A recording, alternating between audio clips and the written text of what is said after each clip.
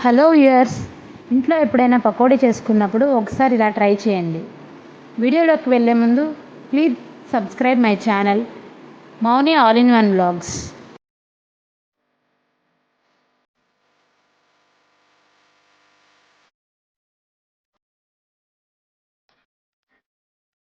ముందుగా పకోడీలోకి batter prepare చేసుకుందాం.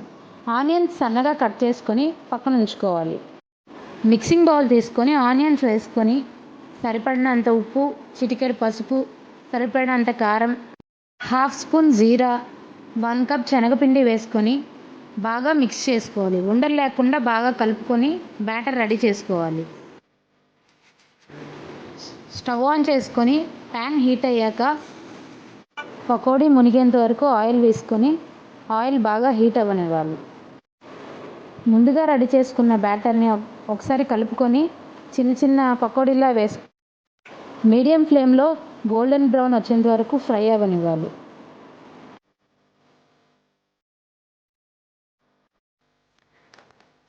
Onions cut చేసుకొని ఉంచుకోవాలి. ప్యాన్ పెట్టి ఆయిల్ హీట్ అయ్యాక కొంచెం జీరా, బిర్యానీ ఆకు వేసుకొని ఆనియన్స్ యాడ్ చేసుకొని గోల్డెన్ బ్రౌన్ వచ్చేంత వరకు ఫ్రై చేసుకోవాలి. దానిలో 1 కప్ టమాటా యాడ్ చేసుకోవాలి.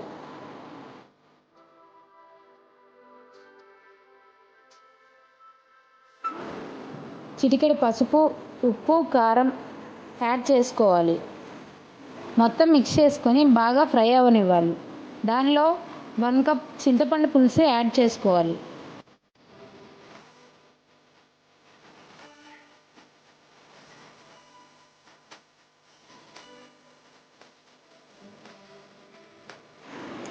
బాగా మరిగాక దానిలో పకోడీ యాడ్ చేసుకొని లో ఫ్లేమ్లో 5 మినిట్స్ కుక్ అయ్యాక హాట్గా సర్వ్ చేసుకుంటే ఎంతో టేస్టీగా ఉండే పకోడీ కర్రీ రెడీ. ఎప్పుడైనా ఇంట్లో పకోడీ చేసుకున్నప్పుడు ఒకసారి ట్రై చేసి చూడండి, చాలా బాగుంటుంది. Thank you for watching. Follow for more videos.